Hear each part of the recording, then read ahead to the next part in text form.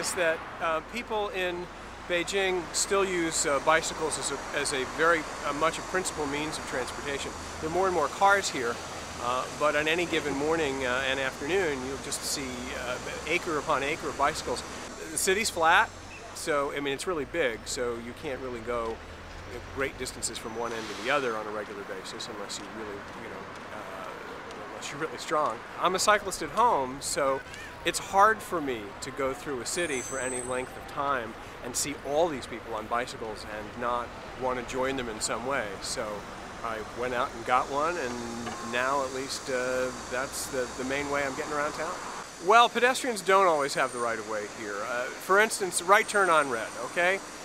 In the States, it is said that cars really make right turns on red without stopping, but they have nothing on what the Chinese do. I mean, there's not even a hint of, if anything, they're speeding up. So if you're crossing and the traffic has a red light, you really have to be watching. There's a very delicate dance at a lot of the intersections, a little minuet where you have bicycles coming in one direction, you have cars coming from a couple of different directions, you have pedestrians. I mean, it's a crowded place, a lot of people, and you really have to, everybody has to kind of know their place to avoid running into one another. Get the heck out of the way of the cars. That's the main part of the pecking order. The main thing is get out of the way of the cars. It's might makes right here. The cars are big, they can crush you. And so you just have to make sure to steer clear of them. You don't see them slowing down the way you do in the States when you're somehow in front of them.